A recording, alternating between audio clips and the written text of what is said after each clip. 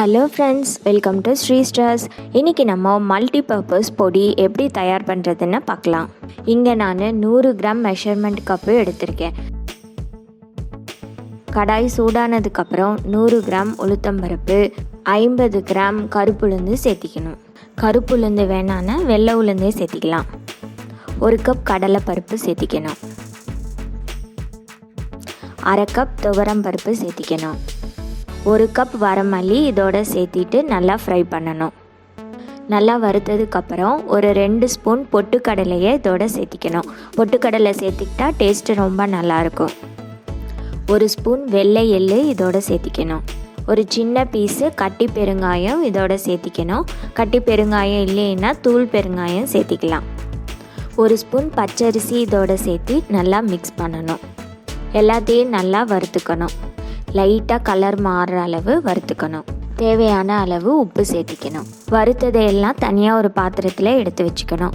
திரும்ப அதே கடாயை வச்சு கடாய் சூடானதுக்கப்புறம் நம்ம எவ்வளோ அளவு பருப்பு இதெல்லாம் சேர்த்திருக்கோமோ அந்த அளவு வரமிளகாய் எடுத்துக்கணும். இப்போ நம்ம வறுத்து வச்சோம்ல, அதெல்லாம் எந்த அளவு இருக்கோ அந்த அளவு நம்ம வரமிளகாய் சேர்த்திக்கணும். குண்டு மிளகாவும் சேர்த்திக்கலாம், சம்பா மிளகாவும் சேர்த்திக்கலாம். அதையும் நல்லா வறுத்துக்கணும். 2 கைப்பிடி அளவு கருவேப்பிலையை எடுத்துக்கணும். அதையும் நல்லா ஃப்ரை பண்ணிக்கணும். இதில் ஒரு 1/4 ஸ்பூன் லெமன் சால்ட்டு சேர்த்திக்கணும். இப்போ நம்ம வறுத்ததை எல்லாத்தையும் நல்லா நைஸாக அரைச்சிக்கணும். அவ்வளோதாங்க, நம்மளுடைய மல்டிபர்பஸ் பவுடர் ரெடி. இந்த பொடி எதுக்கெல்லாம் யூஸ் பண்ணலான்றத பார்க்கலாம்.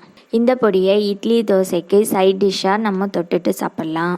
இந்த பொடியை யூஸ் பண்ணி துவையல் அரைக்கலாம். கேரட்டு, பீட்ரூட்டு, வல்லாரை, புதினா, பிரண்டை இந்த மாதிரி பலவிதமான துவையலை இந்த பொடியை யூஸ் பண்ணி செய்யலாம். துவையலோட லிங்க்கு டிஸ்கிரிப்ஷனில் கொடுத்துருக்கேன். இந்த பொடியை புளிக்குழம்பு செய்கிறப்பவும் யூஸ் பண்ணலாம். கத்திரிக்காய், வெண்டைக்காய் இந்த மாதிரி புளிக்குழம்பு செய்யும்போது இந்த பொடியை யூஸ் பண்ணால் ரொம்ப டேஸ்ட்டு ரொம்ப நல்லாயிருக்கும்.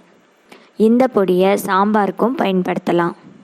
சாம்பார் செய்யும்போது இந்த பொடியை ஒரு 1/2 ஸ்பூன் 1 ஸ்பூன் சேர்த்திக்கிட்டா சாம்பார் ரொம்ப டேஸ்ட்டாக இருக்கும். இந்த மல்டிபர்பஸ் பொடியை கண்டிப்பாக எல்லோரும் ட்ரை பண்ணுங்கள். எப்படி இருந்ததுன்னு கமெண்ட் பண்ணுங்கள். இது வரைக்கும் நம்ம சேனலை சப்ஸ்கிரைப் பண்ணாதவங்க மறக்காமல் சப்ஸ்கிரைப் பண்ணுங்கள். தேங்க்ஸ் ஃபார் வாட்சிங்.